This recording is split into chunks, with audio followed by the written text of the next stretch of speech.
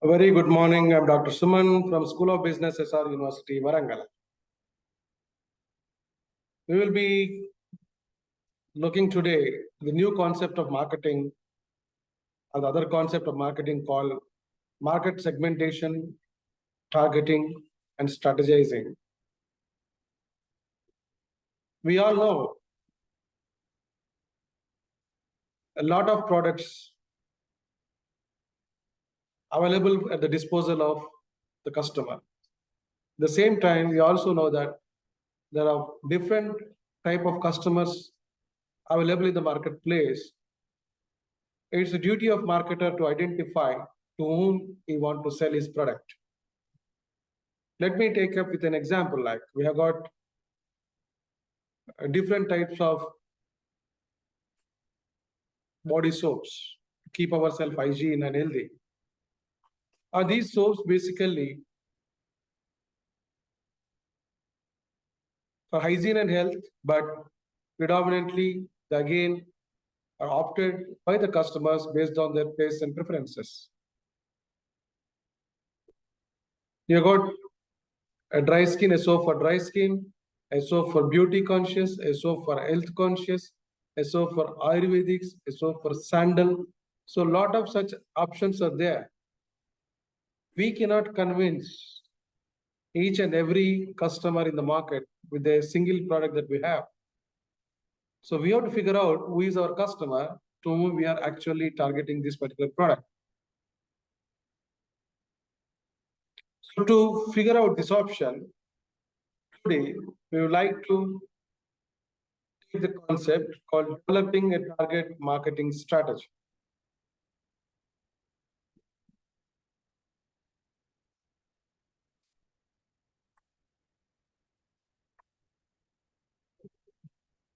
Let's see what are the objectives of this: planning a target marketing strategy, examining the demand patterns and segmentation basis for both final as well as B2B customer.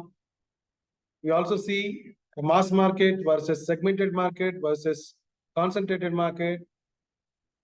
We also try to understand the importance of position in developing a target marketing strategy.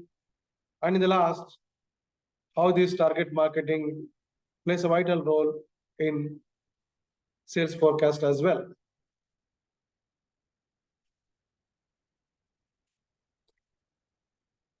Obviously, a targeting marketing strategy, a target market strategy consists of analyzing a consumer demand, targeting the market, developing an appropriate marketing strategy.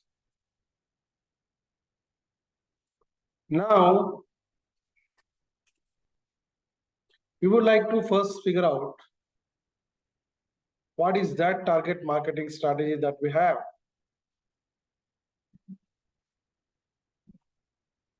How much demand the particular target market actually makes sense.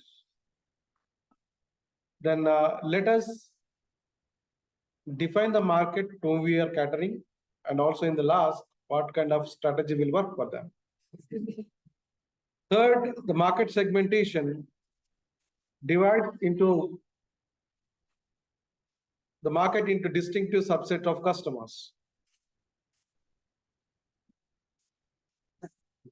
So within the market, we've got a lot of customers which are divide and subdivide them into. For example, here the divides the market into distinct subsets means each subset has a common fundamental requirement for them.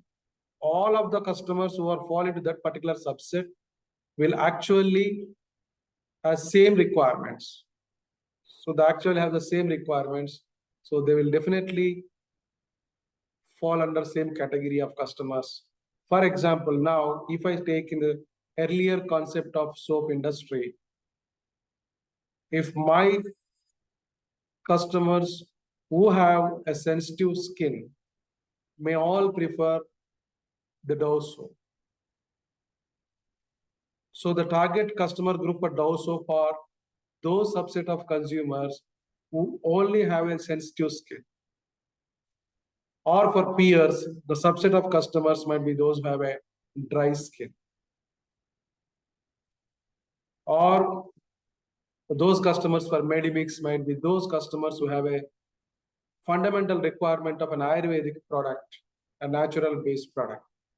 So they have a distinctive characteristics. So this is called market segmentation. So now out of the entire market that we are going to do, we are trying to figure out only dividing them as per the requirement. And what are the steps? These are the steps in planning a target marketing strategy, obviously. First is let us determine the demand patterns, establish possible basis of segmentation, and identify potential market segments. These all come under how do we analyze the consumer demand. Then choose a target market approach, target the market, select the target market. That is how do we target for. Position the company's offerings in relation to the competition and outline the appropriate marketing. In the end, we'll also try to identify the positioning of our company's offerings with relation to the competition and also outline the appropriate marketing mixes that is required for this particular segment of the market. To start with, demand patterns, now see. If you look at the first one, it is called homogeneous demand.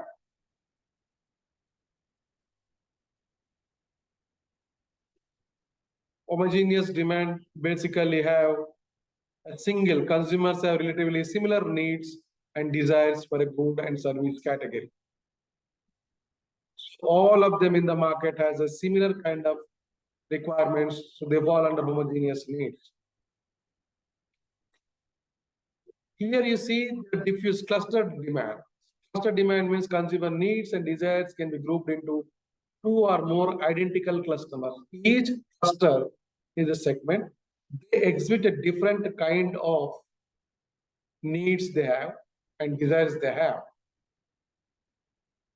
And even each purchaser. So now they might be, for our easy understanding, now let us say this particular customer might be going towards a concept of Ayurvedic. So there might be dry skin, there might be sensitive skin, so on and so forth. The third one would be diffuse demand.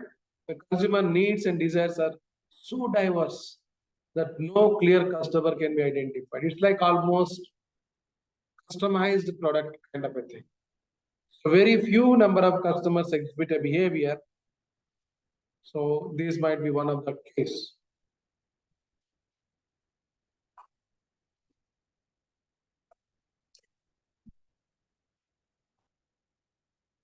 Based on geographic demographics. So this is one kind of a customer, what you call segmenting the customer. Basically, for example, now it describes basic identical characteristics of town, the cities, states, regions, and countries. Depending on the town, depending on the cities, or maybe the states, maybe regions, maybe countries, one or a combination of all these factors, such as a size, maybe location, maybe density, maybe climatical conditions. So based on the cost of living, these might be factors which differentiate from country to country, from continent to continent, from state to state, and even from rural to urban. So all these plays a vital role in forming a geographic segmentation basis. For example, a customer who is located in southern part of India might have a appetite towards sambar masala, and whereas that of a North Indian might be having something on a chaat masala. It's okay, fine, but now as a company, our target is to serve the chaat masala higher premium product in the northern part of India. Coming to the south, it is sambar masala and other non-vegetarian spices maybe. There are personal demographics as well. Probably based on identifiable characteristics of individual final consumer and organizational consumers. The segmentation is based on various personal demographics as well. Some of them can be, these are the way in which people live and spend time and money.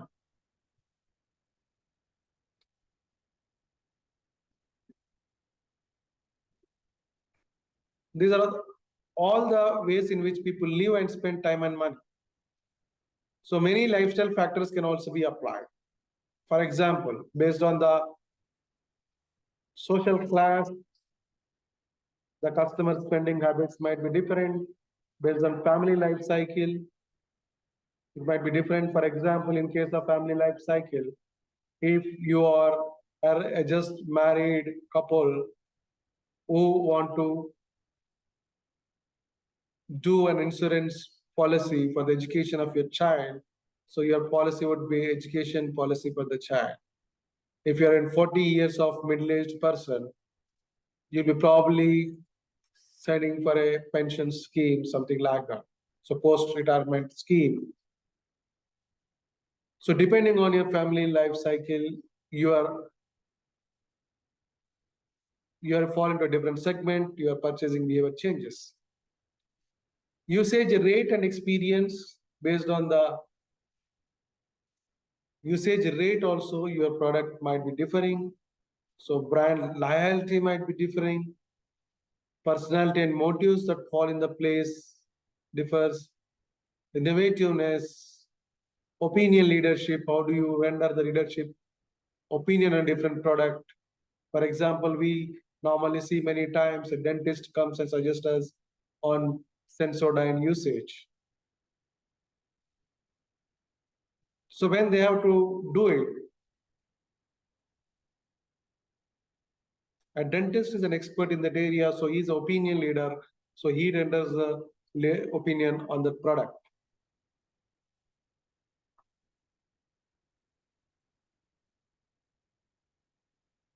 A heavy usage segment is at times called the heavy off.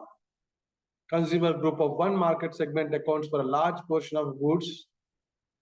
The Swiss drink 30 times more iced tea than do the French, Spanish, and Portuguese. So if you're selling a particular commodity, so now here 30 times Swiss consumes the more. As per the Pareto principle, we also know that 20% of our customer contribute to the 80% of our business. And vice versa, 80% of our customer gives us only 20% of business. So now we have to figure out who are the 20% of our customers who actually gives us 80% of the business. So that would be our AV half. Then we have benefit segmentation, consumers based on the reasons for using product. Most of us purchase a 10 or 15 rupees, 20 rupees spend because our objective is to write and communicate our intentions to the others. But Parker also sells 100, 200, 500 and 1000 rupees spends. So there are customers, they presume that what they aspire is to exhibit their predominant esteem status on that. So based on the benefits that you want to reap, so you probably would be segmented on those bases.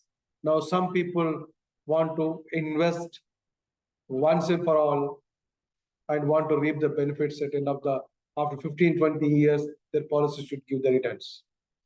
Some people, systemical investment, they put 5,000 or 10,000 rupees every month and they want to get some amount in it.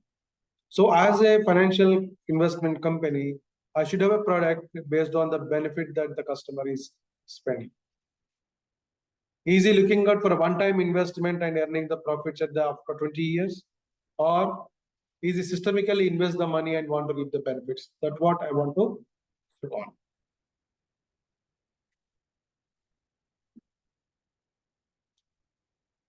So now to go ahead with this, the concept of target market approach. How do we assume the target market approach? There is an undifferentiated marketing, which is called mass marketing. One product, one plan to one basic market. Means there is only one product that is available and they have only one plan for the entire market. The market means the segments are not differentiated among themselves. They cater to the needs of all the customers. Single product. Concentrated marketing, one product or plan to one group of customers. So they concentrate only on that particular customer segment. For example, now if I am an Johnson & Johnson produces baby soap, they just concentrate on one product to one customer segment. That's it. They don't go with other products as well. The differentiated marketing appeals to two or more market segment with a different plan for each. So the lot of companies fall under this. Companies like Unilever manufactures various soaps to various segment of people. Various shampoos to the various segment of people. Anti-dandruff shampoo for the dandruff affected.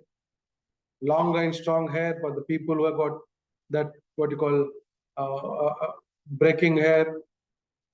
Shiny and silk for those who have a dry hair. So they have a different shampoo for the different to take care of the health of that particular hair care of an individual. So this is called differentiated marketing approach. If you look at this particular what you call thing, you have a lot of such concepts are there. Undifferentiated market. A firm tries to reach a wide range of consumers with one basic marketing plan. So everybody in this particular segment uses the same product. One product for everyone. Coming to the second, there are a lot of customers available like here. Now if you look at, there are one type, the second type, the third type, and four different types of customers are available. But our company is manufacturing only for this one segment of people. The four which are shown in the pink color. So we concentrate. That's what I'm selling. These four people are children, kids, and newborns, for whom we are selling our one and only product called Johnson Baby Soap.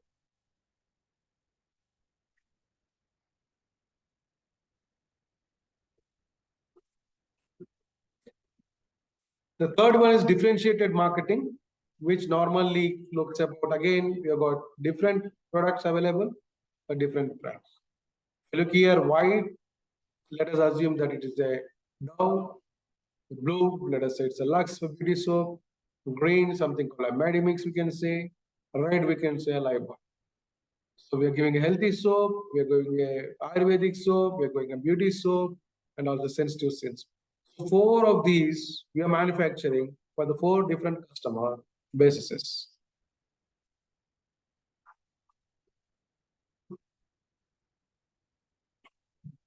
Now, how do we develop a sales forecast kind of a thing? So industry has some forecast. So every year, I've been working some time with Camlin and Paris kind of companies before joining academics. So every company does industry forecast for the next year. You have a lot of articles, even Hindu brings out industry statistics every year, which gives what was the industry, what is the sales of the industry, revenue of the industry, maybe a quantity of sale or quantum of sale they have been sold, or volume in case of number of rupees, or maybe the other factors as well. By all means, they give the forecast of the entire industry of this made. Then sales potential for our product. Though the industry is in a positive sign, so what is our sales potential for our product? And looking into expected environment and our performance of the firm. So one is industry shows what is the environment, how it is moving on, coming days, how that particular industry is going to gear up that particular product as a future. And on the other part, it is expected performance of our own firm, how our firm is doing. within that industry? Or the firm is competing enough? Is our firm is doing good enough with ahead of competition, or we are doing a better job with our competition, fighting with our competition? This all gives us actually a sales forecast in the product. A lot of other methods also available. Anyway, we're not much concentrated on this.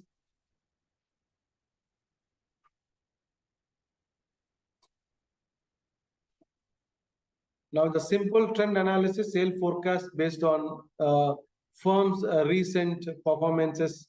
How does in the last 2 years of time, how much they have taken into consideration, so that it has been for the long way. And market share analysis, similar to the trend analysis, but assumes market share will stay the same.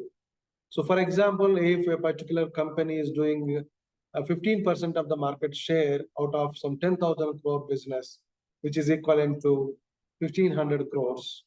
So obviously, if we are doing the same, now, for example, industry is going to have a 20% growth over that, which means that 12,000 crores company, 15% of that would be 1,800 crores. So can we actually make that analysis is called market share analysis. So based on the market share that our company is going to contain, even in the future, based on today's market share that we have, is about market share analysis. Simple trend analysis, as we have discussed, is only a normal sales forecast based on the firm recent company. Probably 5 years back, it is selling 100 crore company, product is 100 crore, then it has 120 crore, then it has got 145 crore, then it has got consistently every year, if 20% growth is shown, then you can assume that the same trend follow. And from 150 crores today, we can jump over to 20% is 180 crores, something like that. So that is a simple trend analysis based on our things. Jury of executive, company experts predict sales. So based on, this is basically when the expert committee sits, based on the new developments in the company, based on the market scenarios that is going ahead. So we can figure out, the jury or the committee can figure out what would be the ideal sales that we can come out with. We got Salesforce surveys as well. So salespeople share experiences and customer feedback. Salesforce surveys also gives us a positive sign or a negative sign. Go into the market when the Salesforce goes, they can ask, what is the feedback about our product? If you have launched a new products, 2 or 3 new products, if they're doing reasonably great, then we can clearly tell that this would be a great product that you are going to make. And consumer surveys, so measures attitudes, purchases. It also measures the attitudes of the consumer with the survey, almost similar to Salesforce survey. And purchase intentions of the customer, expectations of the customer, consumption rates, SWOT analysis. So we conduct a lot of consumer surveys even, so to identify whether this particular product is going to take a right or not. Exchange ratio method, firm start with general market information, then computes a series of more specific information. Combined data yields a sales forecast. So now we move to the latest techniques like chain ratio method, where consistently based on we compute the data, compiles the data by giving a feeding into the computer and try to forecast based on different parameters that we are fed, and that yields. So how does this scenario changing? Whether there is an uptrend or a downtrend, or are we consolidated enough, or should we change the entire scenario of this? So what would be our right approach? Market build-up method. Firm gathers data from the small separate market segments and aggregates them. So if our product have a different 2 or 3 market segments, then we can go to those market segments and see how much we're selling in the particular market segment, each market segment as well. So each market segment revenue or each market segment trends that we are able to collect. Combinedly, if we have got 3, if we are catering to the 3 different market segments, if we cater to 3 market segments and all of the 3 markets, if they are able to perform well, then that would aggregate them or accumulate them that will actually give the actual pictures. And we have got a test marketing sales estimates from short-term geographically limited sales of new product. So when the new product is actually we want to launch, to know that whether this particular product is going to have a good future, how does it take off? Because at times what happens now, let me tell the example of Synthol soap. Synthol was a premium brand from Godrej, which they were doing it for quite some time. And during mid-80s, they want to launch the Lime version rather than original version. They've been doing it for 60s. In the 80s, mid-80s, they want to launch a Lime version Synthol green. So when they want to launch it, they want to test market, because at times what happens, if the new product that you're launching is unable to yield a better result, then it does have effect on its original product as well. So to test this, they identified 4 different markets: Kolkata, Mumbai, Delhi, and Hyderabad. In these 4 places, they have identified some outlets, kept the stock of this Synthol, and asked the counters to note down the takeoff on a day basis. And in second month, third month, fourth month, they've been studying that. So consistently, the sales have been increased. And after 6 months of time, they have taken a call that too, we will go ahead by launching this product, because they got a confidence that this product is going to do a better product in the market. And in some cases, we also do advanced statistical analysis, which includes our what you call features as well. So this basically does a lot of understanding about the conceptual basis. But however, now when coming to the demand patterns that after we analyze, we go to a target marketplace and approach, and we also see how we select a particular segment target market.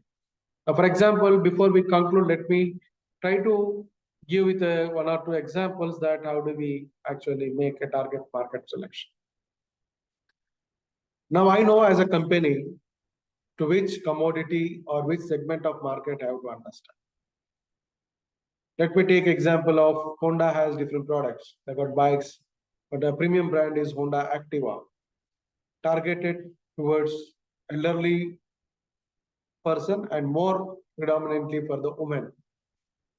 As a women are going up for domestic works or maybe for their official works, they're independent, they become, and they are also driving and they want their own independent vehicle. Their Activa launched its Honda Activa.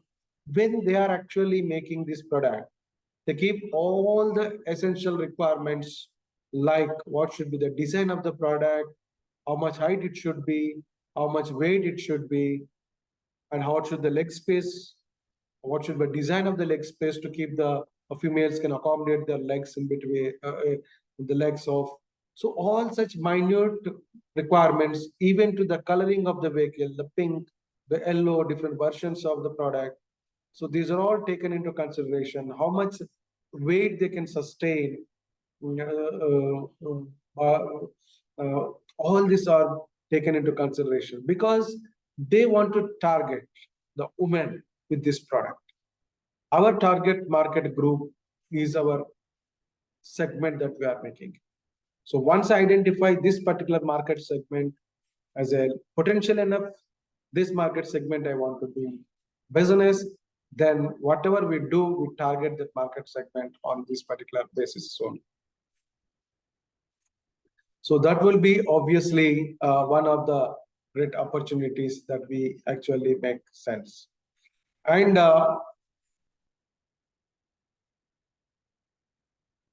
once we select this particular target segment and we also position it. So positioning is something that we create in the minds of the customer. The customer might be having a different product. Now, Honda Activa is not the only product our target towards female. Similarly, there are a lot of products in and out which compete in the same space. Let us take the soap market. What is that? Wipro was telling to position its brand called Santur in the minds of customer, looking younger. It is also an otherwise a normal soap, any other soap to clean our body and keep ourselves hygiene. But when everybody is speaking about the soap, who will identify it? So the customer should remember it. How does they remember? They remember only when you position in the customer mind about the product in a positive way for what the particular product is meant for. So Santur has tagged it as looking younger. If you use this product, it looks younger. Lifebuoy Tandurasti ka hai Lifebuoy. So always the Lifebuoy speaks about the concept of healthier. And Dettol original speaks about healthy. Lifebuoy Germ Kill speaks about destroying the germs. So these are all healthier concepts. Dove want to promote, position its product. Dove is a sensitive soap. They showed with this litmus paper test that their soap is chemical free. So they doesn't harm the sensitivity of skin of any customer. So that's what they have they actually done. So this is basically, so that's now they're trying to make a Dove is not a soap. So means they want to say the customer, don't compare Dove with any other soap. We are not anymore not a soap. We are something, we have to redefine its name, a generic name, but Dove is something separate. And if you go on, Medimix as an Ayurvedic, Patanjali has got an Ayurvedic basis. A customer who want to use an Ayurvedic version, who are conscious towards Ayurvedic, what you call natural ingredients. So those companies have also actually again meant in the mind of a customer, they position that this is a natural product, doesn't harm your skin. So this is basically what we want to share from the target market strategy. That's how the companies lay down, they identify the target market, they design a strategy, and that strategy is implemented even in positioning the brand of the company into the world. Thank you very much for being with me. So let's have one more session in the coming series of marketing. We'll go to. Thank you.